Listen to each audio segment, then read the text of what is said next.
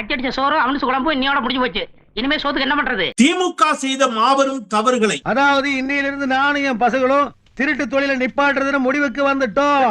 குறிப்பாக திரு ஸ்டாலின் அவர்கள் செய்த தவறுகளை மனம் திறந்து பேச போகிறேன் இந்த வீடியோவில். தம்பி என்னண்ணே ஏன் கத்துது? பிஸ்கட் தீந்து போச்சுனே. உங்களுக்கு அதிர்ச்சியாக கூட இருக்கலாம்.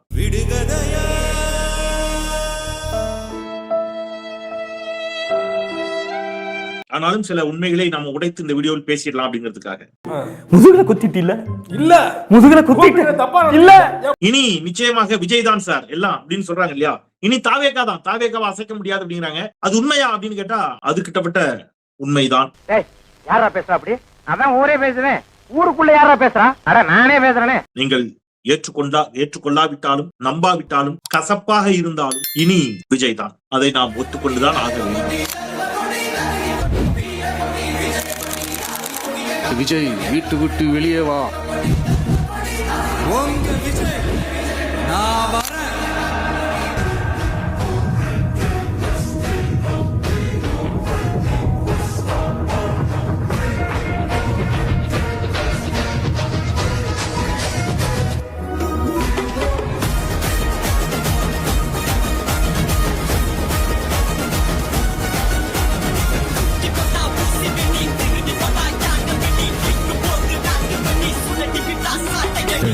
விஜய் என்னப்பா? விஜய் நடிகன். ஆமா நான் நடிகன் தான். இப்ப யார் இல்லைன்றா?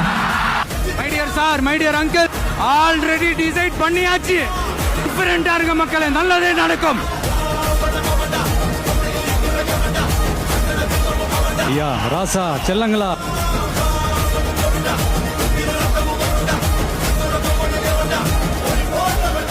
என் நெஞ்சில் குடியிருக்கும் ஸ்டாலின் செய்த தவறுகள், இன்னும் சொல்ல போனா திமுக செய்த தவறுகள் அப்படின்னு போட்டு கொடுத்துறானா? உண்மை பூரா சொல்லிட்டாங்க.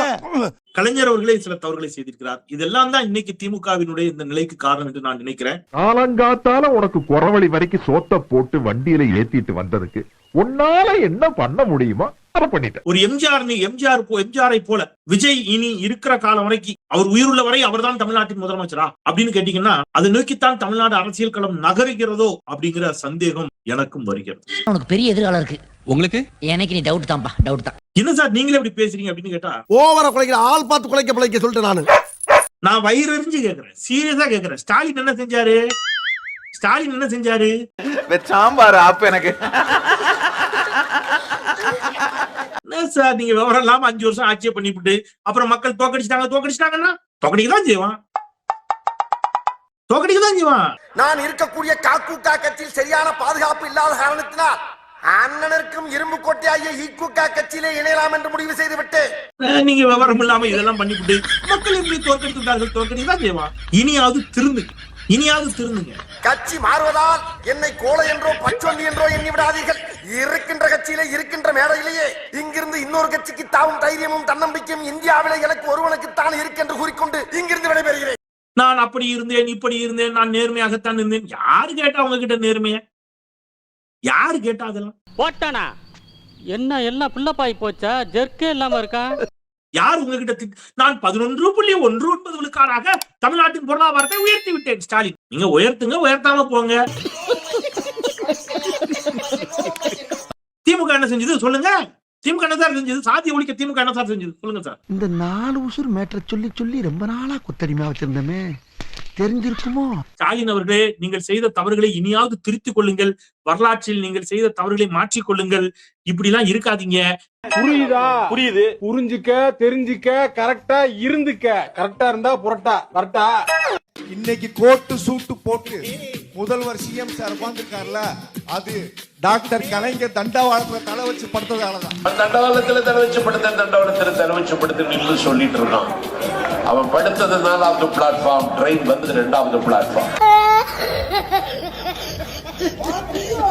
தமிழ்நாட்டோட முதலமைச்சர் விஜய் அப்படின்னு நினைச்சா நம்மளால என்னது தமிழ்நாட்டோட முதலமைச்சர் விஜயா எப்படி பார்த்தாலும் சகிச்சுக்க முடியலையே, இது ஜீரணிக்க முடியலையேன்னு தோணுது இல்ல? அவ்வளவு வெக்கமா இருந்தா எங்கேயாவது போய் வெஸ்த குடிச்சிட்டு செத்து போங்க. இருக்கிற வரைக்கும் இது குடும்ப கட்சி தான், குடும்ப அரசியல் தான், வாரிசு அரசியல் தான். என்னடே அவன் இன்னும் திருந்தல மாமா. தொழில்துறை அமைச்சருக்கு ஒரு ஆக்டிங் அமைச்சர் இருந்தார். அவர் யாரும் இல்லை, அந்த அமைச்சரோட தம்பி தான். அந்த தம்பி என்ன பண்ணுவார் தெரியுமா?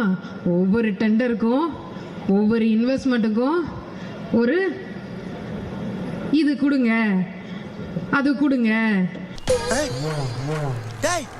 என்னடா இப்படி வியாபாரம் பண்றீங்க? இது என்ன காவாட்ட ஜாமானா அப்படின்னு கேட்டுக்கிட்டு இருந்தாரு. அதனால 25 கம்பெனி போச்சு. டேட்டாவோட பேசினாங்கல்ல, நானும் டேட்டாவோட பேசுறேன். 25 கம்பெனி போச்சு. ஆஹா சூனா போனா ஒவ்வொருத்தர் இருக்க வேகத்தை பார்த்தோம்னா அவன் அருமை வறுமைக்கு ஆபத்து வந்துரும் போல் இருக்கடா. டைரக்ட் சேலஞ்ச் கீர்த்தனா அவர்கள் கொடுத்தாங்க. டைரக்ட் சேலஞ்ச் டிஆர்பி ராஜாவுக்கு. என்னது, ஏதோ எங்களால தான் ஆந்திராவுக்கு ஒன்று போயிடுச்சு, எங்களால தான் ஆந்திராவுக்கு இன்னொரு நிறுவனம் போயிடுச்சுன்னு சொன்னாங்களே. சட்டமன்றத்தில் நாளைக்கு எவனாவது வந்து கேட்கட்டும்.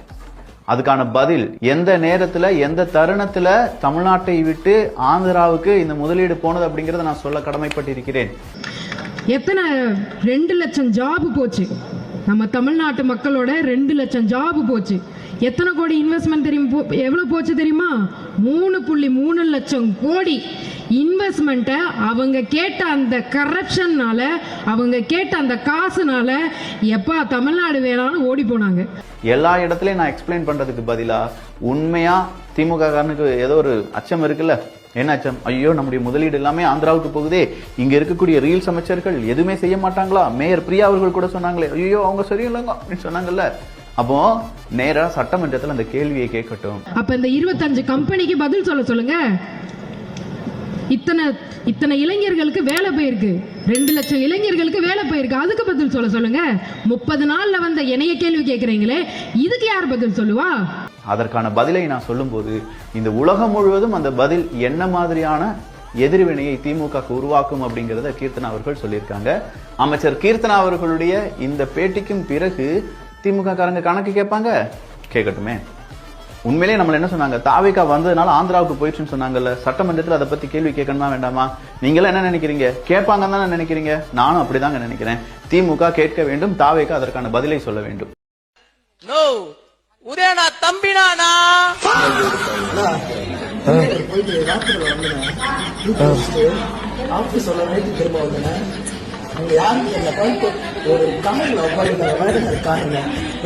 என்ன நடிப்பு நடிக்கிறாங்க. இந்த நடிப்பெல்லாம் பார்க்க சகிக்காம தாண்டா சிவாஜி சீக்கிரமாவே கிளம்பிட்டாரு.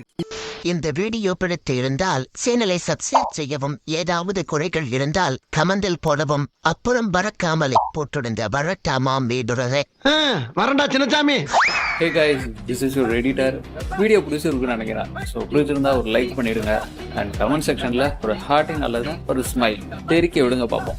இப்ப எனக்காக நீங்க ஒரு குத்து குத்துனா குறைஞ்சா போயிருவீங்க.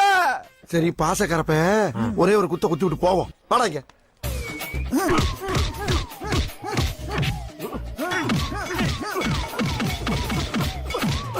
போதுமில்லடா போடா.